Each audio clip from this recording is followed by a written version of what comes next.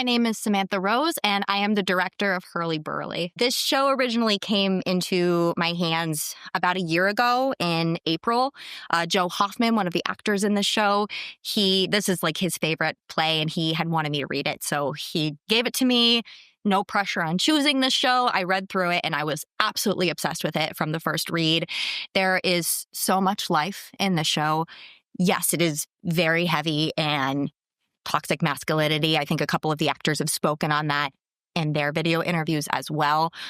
But the things that I found really magical about this show is because the show is a show that was written by a man, I thought approaching it as a female director and having a different approach on that regard and being able to think about it in a different lens was something that I was really excited about, especially because the women characters in this play, there is one of them in every single scene. They never interact with each other, which I think is something that's really interesting. They only directly interact with the men. And I really wanted to explore their impact on the men and how that changes throughout the story. So that's something that I'm really excited and I'm working on, kind of just different ways to pull that out, maybe with some cool costume things you've got going on, some cool light ideas that are going to kind of add into that and really bring out some of the elements of the women. Another thing that really excited me about this show was just the idea that when reading the first version of it, there was like this really long forward to the director or to anybody working on this project that essentially explained that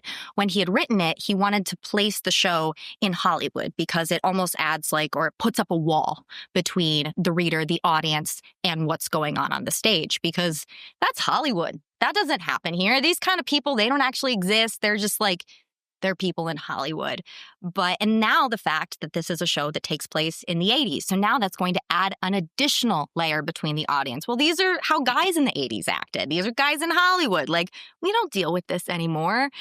And we do, unfortunately. So I wanted to try to maybe find a couple ways to bring that out as well and connect a modern lens with what the characters are experiencing in the show as well.